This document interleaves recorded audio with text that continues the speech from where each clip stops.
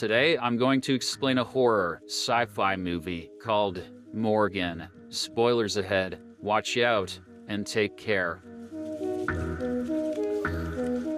The movie opens in a remote laboratory that belongs to a biotech company called Synsect. They specialize in developing advanced and highly complex human-like AI beings under a secretive project named L9. The scientists in this particular lab have put in several years of hard work to come up with a fourth-generation AI being named Morgan. Despite barely being 5 years old, Morgan has already grown up to resemble a young woman. The staff used to take her to the woods around the lab while she was younger. However, the Synsect administration ordered them to stop these unauthorized nature visits. Morgan is now forced to spend most of her time inside in a glass room. One day, a lab staff member, Dr. Kathy Grief, enters the room to have lunch with Morgan. She sets up the plates while the AI examines her own hands curiously. Kathy says that she has been contacting the administration, asking them to change their decision on the nature visits, but they haven't given any positive reply on the issue. Out of nowhere, Morgan pushes aside the plates on the table, jumps on it, and proceeds to stab Kathy. But before any more damage is done, two doctors rush inside the room and sedate Morgan. The security footage of this incident is then sent to the Synsect headquarters. To further analyze the whole thing, the administration decides to send risk management specialist Lee Weathers to the laboratory. She soon arrives at the rural location where Ted Brenner, the project manager, welcomes her. Ted offers her a tour of the whole place, but she politely declines. Shortly afterwards, Lee goes to her room where Dr. Amy Menser, the project's behavioral expert, is waiting for her. They discuss their respective work fields, and we get a brief glimpse into the personality of each woman. Amy is friendly, while Lee is an unyielding and strictly business-type person. Their conversation is cut short because of this, and Amy soon leaves the room. Later, Lee comes down to the kitchen and meets the team's chef, Skip Vronsky. He is the only one here who doesn't have a degree in some sort of scientific field. Ted then accompanies the visitor to Kathy's room, where her recovery is being monitored. Lee asks if she could have a moment in private with Kathy to discuss the events surrounding the attack. Despite being in a bad state with one of her eyes still patched, Kathy claims that she is feeling quite good. She says that Morgan used to be happy and gentle until the company decided to lock her inside the glass room. Following this, Lee meets Dr. Simon Ziegler, the chief genetic engineer on Project L9. He explains the nature of their work and how they use synthetic DNA alongside nanotech. Simon adds that their first 3 experiments failed, as the AI beings developed several physical and mental disorders, but Morgan is their most successful, as well as complex achievement. Because of the rapid growth rate, Morgan could already walk and talk barely a month after her so-called birth. She's a robot, why couldn't she do that immediately? According to Simon, Morgan is everything they have hoped for, a hybrid biological organism that can think and feel. She even looked like a grown young woman after her first birthday. Then, Simon shows Lee the incident footage, but quickly adds that it was a singular event which has never happened before. He insists that the project is still headed in the right direction, and they will learn from their mistakes. After a while, Lee is taken to the glass room where she meets Morgan personally. The visitor is kept outside the room for protection because of the recent incident. Morgan, however, seems to be far from a volatile being. She is polite and friendly. In fact, she even apologizes for hurting Kathy, claiming that it was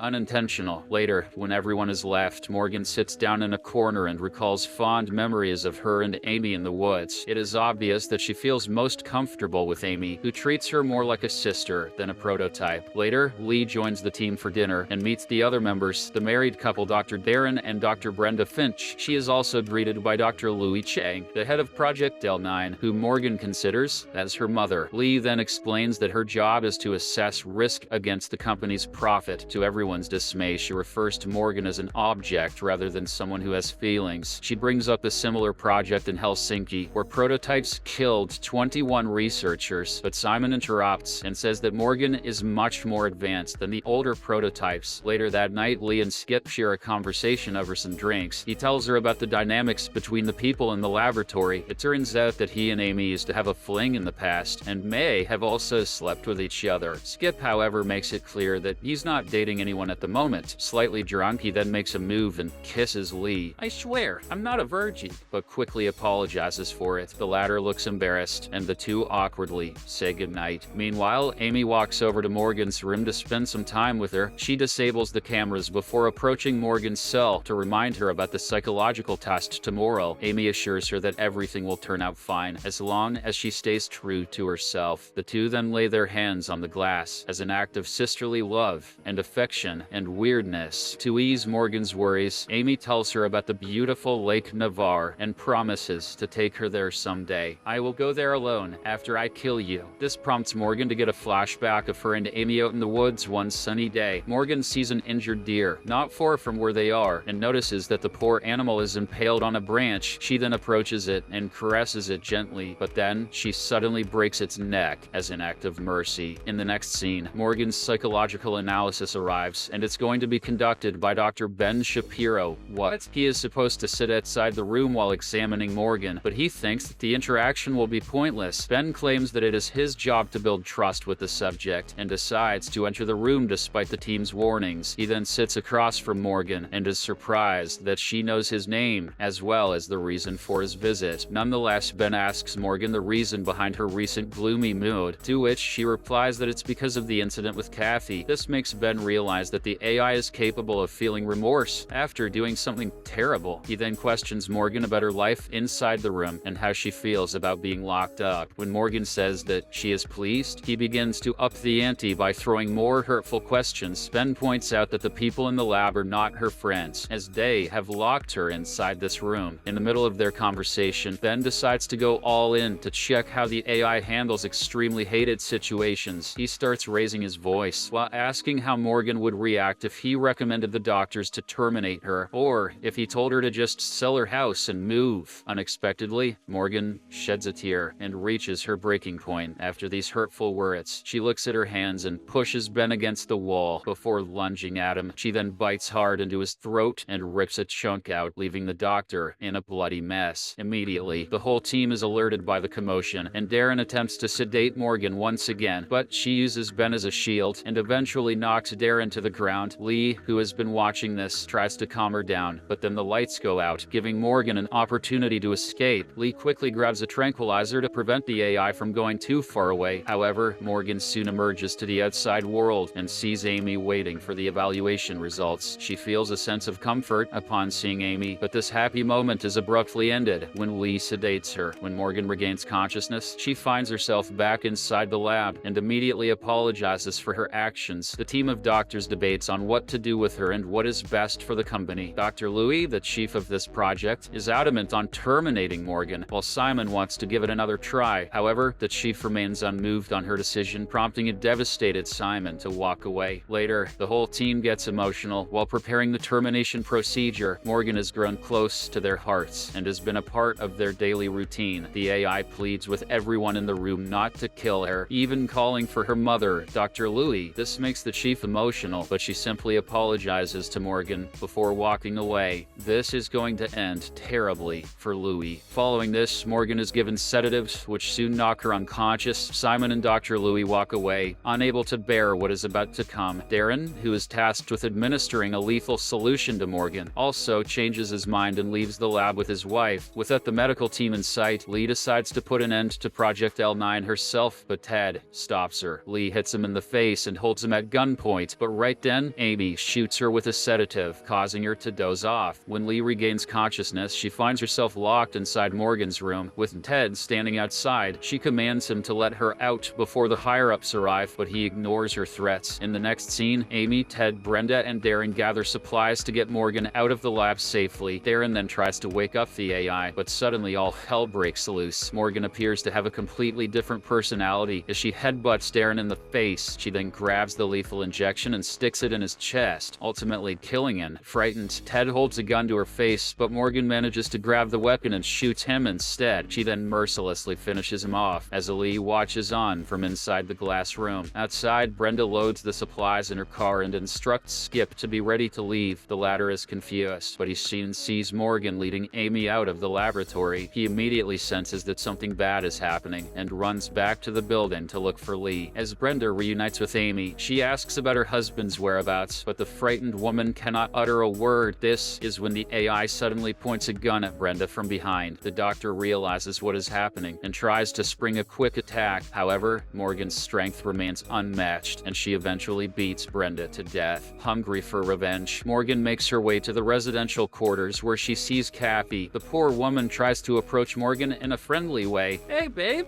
what are you doing?" Only to get brutally kicked to death. Meanwhile, Lee manages to climb to the top of the room through an air vent and escapes by breaking through the glass sunroof. She sees Skip outside, who is still shaken by the devastating deaths of his colleagues. Lee, on the other hand, is extremely calm and instructs him to grab a weapon. It is obvious that there is more to Lee than meets the eye. Back at the residential quarters, Dr. Louie records a video detailing the events that took place just now, but before she can finish, Morgan enters the room, approaches her mother, and even gives her a kiss on the forehead. In a shocking twist, she then suffocates her, and this murder is caught on camera. Sometime later, Lee arrives at the residential quarters, only to find the lifeless Simon hung from a cabinet. She looks around the area, when suddenly, Morgan emerges from one of the corners to attack her. They get into a fierce brawl, taking turns at throwing each other across the room. As the fight progresses, Morgan launches herself at Lee, but both of them fall out of the window and land on the car parked below. There, Skip tries to stop Morgan, but she knocks him down and drives out of the area with Amy. A determined Lee then gets in her car as well and frantically chases after the fugitive AI. She soon catches up to Morgan, but the latter manages to bump her car and forces it to crash into a big tree. An increasingly desperate Amy begs Morgan to stop, but the AI is hell-bent on escaping to freedom. On the other hand, Lee somehow manages to survive the crash with nothing but a few scratches. Skip soon arrives in his car and claims to know where Morgan and Amy are headed. Elsewhere, in the nearby forest, Morgan takes Amy to Lake Navarre, a journey she had awaited for so long. The AI claims that she won't harm her, but Amy remains vigilant with a weapon tucked under her jacket. Soon enough, Morgan sees the lake and sheds a tear of joy, experiencing true freedom for the first time in her life. Meanwhile, Lee grabs Skip's rifle and goes to the jungle to kill Morgan herself. She doesn't want to waste too much time and fires a shot in the air. This is enough to grab Morgan's attention, who also decides to return to the woods and finish Lee for good. Shortly after, the two come head-to-head and a fierce brawl breaks out. They throw numerous punches at each other, but Morgan eventually pushes Lee into a trunk. She gets impaled by a branch, a sight that is hauntingly similar to the deer that Morgan had killed mercifully. However, this time, Morgan decides to walk away, leaving her opponent to bleed out to death. She soon returns to the lake and tries to run away with Amy, but in a shocking twist, Lee arrives at the spot, seemingly unhurt except for a few scratches. She pushes Morgan into the lake and holds her underwater until she stops moving. Lee then takes the pistol from Amy and shoots her in the head. Following this, she drags herself back to the spot where Skip had parked the car. Lee shockingly shoots him as well, effectively killing the last member of Project L9. In the aftermath of this event, Sinsect head Jim Bryce discusses the incident with other board members and declares the Project L9 a failure. We then see Lee Weathers in a local restaurant, calm and expressionless as usual. Rather curiously, she examines her hands, a gesture similar to Morgan's. The movie comes to an end as we finally learn that she is also a bioengineered being, specifically designed to carry out orders without any